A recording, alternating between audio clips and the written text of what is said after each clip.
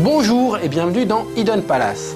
Les jeux vidéo ont toujours eu des mythologies et des personnages forts qui restent ancrés dans le cœur des fans. Cependant, il arrive que certaines de ces figures emblématiques tombent dans l'oubli pour mieux renaître. C'est le cas de Strider, un jeu d'action dans lequel le joueur incarne un ninja du futur avec plein de super pouvoirs.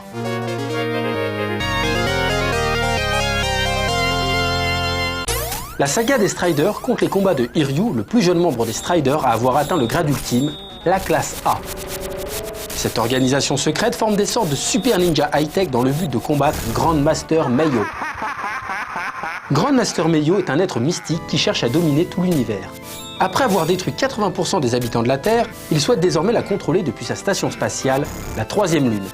Heureusement, les Striders sont là pour lui barrer la route. Avant d'être un jeu vidéo, Strider Hiryu était un manga créé par Wada Tatsumi pour le collectif Motokikaku en 1988. Le premier jeu Strider Hiryu est sorti en 1989 sur borne arcade et plus précisément sur carte CPS1. Selon le flyer, il s'agissait du premier titre CPS1 adaptable sur n'importe quelle borne. Le jeu profitait aussi d'un système d'intelligence artificielle qui adapte le niveau de difficulté selon les capacités du joueur, un peu comme dans Gradius. La fluidité ainsi que la diversité des mouvements du ninja étaient plutôt impressionnantes pour l'époque. Hiryu peut foncer, sauter en faisant la roue, s'accrocher partout à l'aide de son grappin et frapper l'ennemi à une vitesse fulgurante grâce à sa Cypher. La Cypher est une sorte d'hybride entre un tonfa et une épée plasma. Celle de Hiryu se nomme d'ailleurs Falchion. Il a également la possibilité de se servir d'options, un faucon et un jaguar cybernétique et une sorte de champignon robotique qui le suit partout.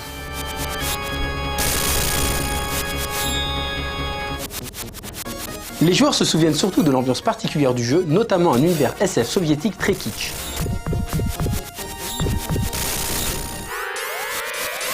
Les niveaux traversés étaient très variés et les boss impressionnants. Par exemple, celui du premier niveau est constitué de politiciens qui fusionnent pour devenir une sorte de chenille armée d'une faucille et d'un marteau.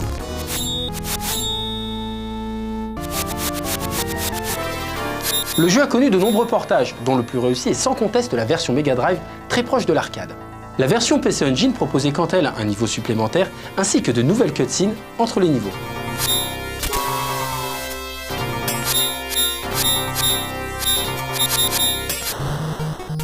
Toujours en 1989 sort Strider sur NES, qui n'est pas un portage. Le scénario est très différent et se rapproche de celui du manga, ce qui n'était pas le cas du jeu d'arcade. Les niveaux sont accessibles depuis la base secrète des Striders, et Hiryu devra récupérer des objets et des indices précis dans les niveaux pour que son enquête avance.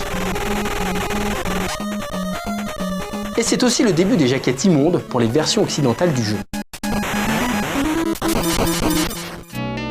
Un an plus tard, en 1990, sort un nouvel épisode de Strider. Cependant, il n'est pas développé par Capcom mais par Tiertex, un développeur européen pour le marché des micro-ordinateurs. Le héros se nomme simplement Strider, sauf dans la version Mega Drive où il s'appelle Injo, et le scénario aussi diffère légèrement selon les versions. Si les graphismes sont plutôt jolis, le game design est en revanche catastrophique. Cerise sur le gâteau, le jeu possède deux titres différents.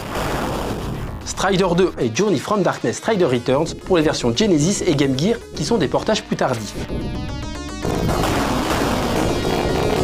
Et ainsi, plusieurs années se sont écoulées sans que l'on ne voie l'ombre d'une Cypher.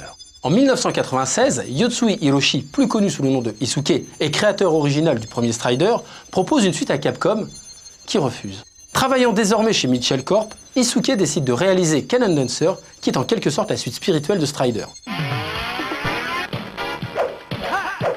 Le héros Kirin, dont les mouvements ressemblent fortement à ceux de Hiryu, est capable d'utiliser ses ombres pour se battre, ainsi que d'autres items.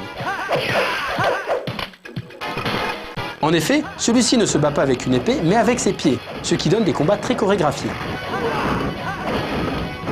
Les graphismes du jeu sont absolument magnifiques, fluides et chamarrés. La difficulté est aussi au rendez-vous, puisque les boss et les mi-boss sont très nombreux.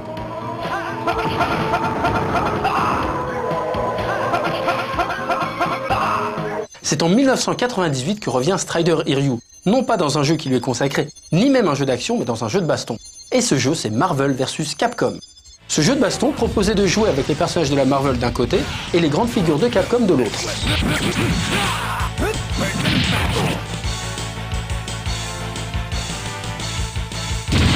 Marvel vs. Capcom. Et Ryu est donc de retour avec un nouveau design plus actuel. Écharpe rouge au vent, prenant toujours la pose. Ces coups spéciaux sont en fait les options du premier jeu, comme le faucon ou le jaguar. Et le plus étonnant, c'est que sa technique de dédoublement ressemble étrangement au coup spécial de Cannon Dancer.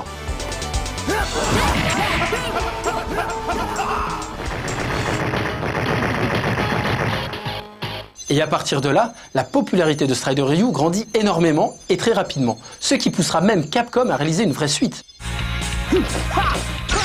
Ce sera chose faite en 1999 avec Strider 2 en chiffres romains, puisque Capcom n'a jamais vraiment reconnu l'épisode Strider Returns, et on les comprend.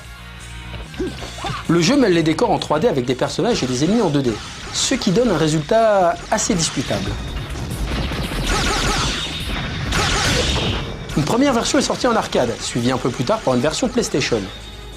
Pour cette version, il était d'ailleurs possible, une fois le jeu terminé avec Ryu, de jouer avec Yen, son rival. On trouvait d'ailleurs en bonus le premier épisode du jeu. Et si le joueur avait terminé les 2 épisodes, un niveau secret, le niveau 00, se débloquait dans Strider 2. Strider et Ryu devaient aussi réapparaître dans un nouveau jeu de baston en 3D, Capcom Fighting All Stars. Bien que le jeu ait été présenté au TGS en 2002, les mauvaises réactions des joueurs quant à son gameplay stoppèrent son développement. Il fut recyclé en Capcom Fighting Evolution tout en 2D et sans Ryu. Strider et Ryu fait également quelques apparitions dans d'autres jeux Capcom. On le retrouve dans Street Fighter 02, il se cache dans le stage de Ken en Floride. Si le joueur exécute un super combo, il lance le nounours qu'il porte dans ses bras. D'ailleurs, on ne comprend pas trop pourquoi il tient cette peluche. Il s'agit certainement d'une référence à un des bonus les plus rares du premier épisode sur arcade, qui est un panda. En 2005, il fait partie du cast de Namco Cross Capcom, un tactical RPG développé par Monolith. Il rassemble les héros des licences Capcom et Namco, comme son nom l'indique.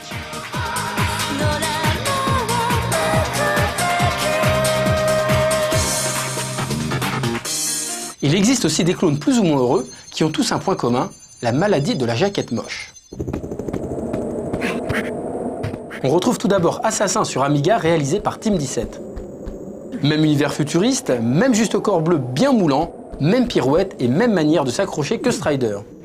Cependant, le jeu est loin d'être aussi péchu que l'original.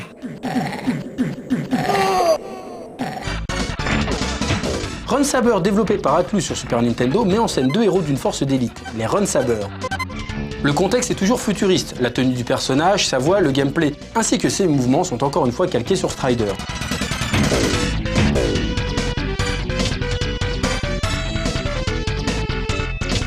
Strider et Ryu fait partie de ces personnages qui ont été délaissés par les éditeurs, mais qui gardent toujours une place de choix dans le cœur des joueurs. Un personnage aussi fort et aussi charismatique ne peut pas tomber dans l'oubli, et on espère revoir le ninja à l'écharpe rouge dans de nouvelles aventures.